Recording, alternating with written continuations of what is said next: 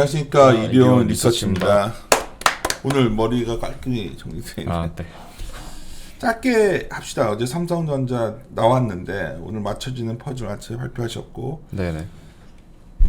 약간 저는 또 약간 톤다운 한다는 얘기를 들어가지고 안 좋은 얘기인 줄 알았더니 오늘 들어보니까 뭐 그런 얘기는 아니었네요. 네, 턴다운까지는 아니고요. 왜 그런 말이 나왔죠? 근데 왜 이게 그러니까 좀 너무 전자가 보수적인 스탠스 아니냐. 특히 4분기 실적에 대한 컬러에 대해서 그런 우려들이 있었는데, 제가 봤을 때는 사실은 뭐 4분기 실적이 QOQ로 빠지는 거는 뭐 너무나 당연한 흐름이고, 네, 전자는 항상 보수적으로 시장하고 소통을 했기 때문에 제가 봤을 때 그런 거는 큰 이슈는 아니었다.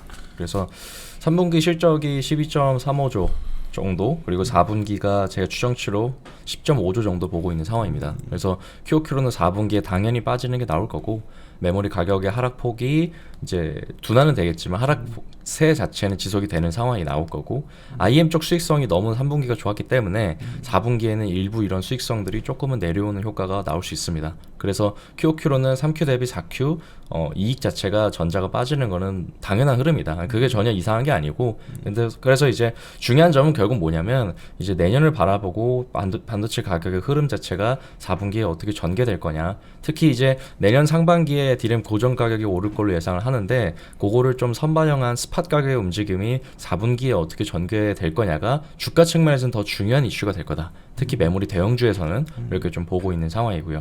주주 환원에 대한 기대도 좀 높았던 걸로 알고 있습니다. 그것도 얘기하더라고요. 네, 그렇죠. 시장에서는 주주 환원 뭐 나온다고들 생각하고 있었더라고요. 이게. 네, 그런 의견들이 좀 있었던 것 같고, 그게 안 나오니까 어제 이것도 실망한 거예요. 네, 일부 대형 기관들이나 뭐 외국계 쪽에서도 그런 이제 주주 환원 기대를 좀 많이 했었는데, 그런 거는 이제 일단 불확실성이 크니까 내년 1월 말, 그래서 4분기 실적 발표 때 조금 더 언급을 해줄 걸로 조금 이제 딜레이가 됐습니다. 네. 그리고 뭐 옆에 이제 결국은 표 1을 보면 여러 가지 이게 다 해놓으셨잖아요. 네. 다 해서 그리고 이 내용인데, 네. 뭐 이거는 자료 보면 될 것 같다는 생각도 좀 들어요. 네, 그래서 좀 강조할 부분도 있으니까 표 1이나 표 2에서. 네, 그러니까 표 2번에서 이제 제가 특히 강조드리고 싶은 부분은, 이번에 반도체 쪽에 ASP가 상당히 그래도 하락세가 지속이 됐음에도 불구하고 마진 자체가 굉장히 상대적으로 방어를 잘 해놨다라는 점이 긍정적입니다. 그래서 3분기는 특히 마진 방어도 좋았지만 빅그로스도 굉장히 잘 나왔어요. 네, 특히 낸드 빅그로스가 10% 후반대가 나오면서 엄청나게 낸드 출하 물량이 굉장히 많아졌다. 시안2 라인이 가동된 효과도 있으면서 동시에 화웨이 재고 이슈도 있었고, 그러한 부분들이 전체적으로 디램 낸드 빚을 뽑아내는데 긍정적이었고, 그럼 이제 빚을 많이 뽑아냈다는 건 무슨 의미냐, 두 가지를 해석이 되는데, 첫 번째는 소재 업체들의 실적이 좋을 수밖에 없을 거다라는 부분이고, 두 번째로는 전자와 닉스의 재고 레벨이 많이 좀 떨어졌을 수밖에 없다. 이렇게 빚을 많이 뽑아냈기 때문에 그런 두 가지 임플리케이션을 뽑아낼 수 있습니다. 그리고 아까 제가 말씀드린 것처럼 가격이 분명히 3분기에 상당히 많이 빠졌단 말이죠. 그럼에도 불구하고 디램 낸드 사업부의 마진이 거의 버텼다라는 점은 자체적인 수익성 개선이 굉장히 견조하게 나오고 있다는 점이 이번 3분기 실적의 서프라이즈 요인 중 하나였다, 이렇게 좀 보고 있습니다. 근데 아까 낸드 얘기를 했는데 하나 네. 걱정이, 이제 어제 뉴스 아까도 제가 울었지만 키옥시아 건. 그렇죠. 네. 일본 키옥시아, 옛날 도시바. 네네. 투자 규모가 너무 큰 거 아니에요? 워낙 근데 키옥시아가 투자 규모가 한 2, 3년 동안 계속 축소가 되어 왔고, 네, 워낙 낸드 산업이 어렵고 가격이 워낙 어렵다 보니까 키옥시아가 투자를 줄이다가 내년에는 이제 정말 늘리지 않을까라는 기대가 원래 있었습니다. 네, 아무래도 내년부터 이제 원래 예정되었던 IPO가 내년 상반기로 밀리긴 했지만, IPO에서 조달한 자금을 가지고 캐펙스를 할 거다라는 거는 미리 예측이 좀 전문가들 사이에서 많이 되고 있었던 상황이에요. 네. 근데 그런 거에 대한 발표가 이제 어제 나오게 된 거죠. 그래서 웨스턴 디지털과 합작을 해서 약 11조 원 정도의 투자를 낸드에 쏟아붓겠다는 얘기를 했습니다. 네. 그래서 전체적으로 지금 방향성을 보면 캐펙스의 방향성이 낸드 중심으로 많이 몰리고 있습니다. 제가 저번 자료에도 말씀드렸다시피 낸드와 EUV 중심의 투자가 전자가 내년에 많이 진행이 될 텐데, 그래서 전자 같은 경우에는 올해 한 45K 정도 투자했던 규모가 내년에는 한 70에서 80K 정도를 베이스로 바라보고 있고, 최대로는 100K까지도 투자 규모가 올라올 수도 있지 않을까, 이렇게 좀 생각을 하고 있고요. 그러면 전자도 투자 규모가 많이 올라오는 상황에서 키옥시아도 내년에 11조 원의 투자를 많이 땡기게 되는 시점에 도달하게 되면 내년에 낸드 쪽은 공급이 좀 많이 올라오는 사이클이 나오게 될 거다. 그래서 이전 자료에도 말씀드린 것처럼 업황 자체는 디램이 낸드보다 좋을 수밖에 없다.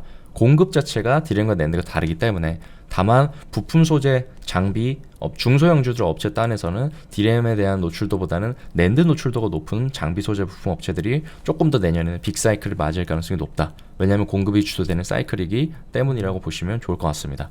이와 동시에 하이닉스는 인텔 대련 팹을 인수를 하면서 캐펙스를 늘리기보다는 상대적으로 낸드에서는 인텔의 컨트롤러 기술을 가져오면서 자체적인 기술 협력에 조금 더 집중을 하고 있는 상황입니다. 그래서 여러 가지로 전자, 키옥시아, 인텔, 하이닉스 이런 낸드 노출도가 낸드 쪽 이제 에 집중하고 있는 업체들의 전략이 상이해지고 있는 게 현재 좀 사이클의 상황이다. 이렇게 좀 보시면 좋을 것 같고요. 그래서 제가 거기 자료에도 적어놨지만 21년에 여러 가지 그림들이 구체화되고 있습니다.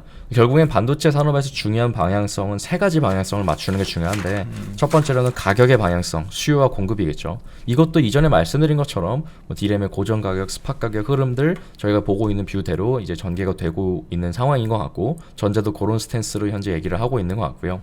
두 번째는 투자의 방향성. 단기적으로는 이게 굉장히 중요합니다. 전자가 Q&A에서도 얘기를 했다시피 올해 대비 내년 메모리 캐펙스를 올릴 거다라는 일단 밑바탕을 깔아줬어요. 네, 그런 상황에서 이제 어디 부분에 투자할 거고 언제 투자할 거냐에 대한 얘기가 많이 진행이 돼야 되는데 제가 봤을 때는 11월 달이 변곡점이 될 가능성이 높다. 이게 두 번째고요.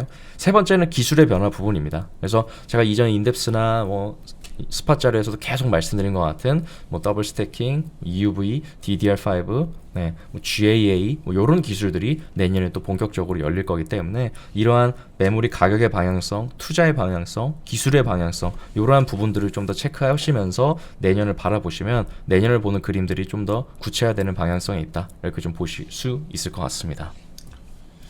그래요.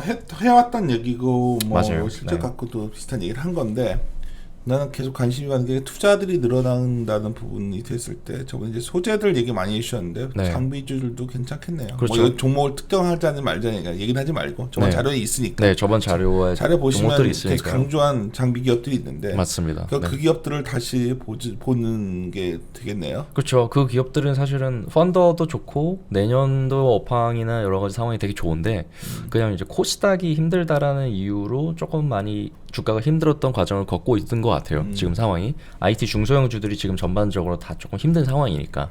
네, 관심 종목으로 참고해 보시면 좋을 것 같아요. 표도 있고, 테스, PSK, YIK 이런 장비 업종들에 조금 더 저는 관심을 두고 있는 상황이고 소재에서도 그때 말씀드린 솔브레인, TCK, 동지세미캠 이런 친구들을 조금 낸드 워낙 이 IT 쪽들이 여러 요새 이제 그 삼성의 지배구조 이슈도 있고 그게 대장이 좀 왔다 갔다 하는 상황이고 전자가 그렇죠. 네네네.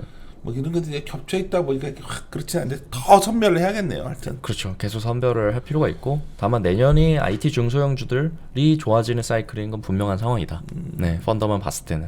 네. 오케이. 우리가 자주 지난 방송을 좀 듣고서 오늘은 이 업데이트 정도 이해하시면 좋을 것 같으니까 마무리 짓죠. 오늘 다들 일정들이 있는데. 알겠습니다.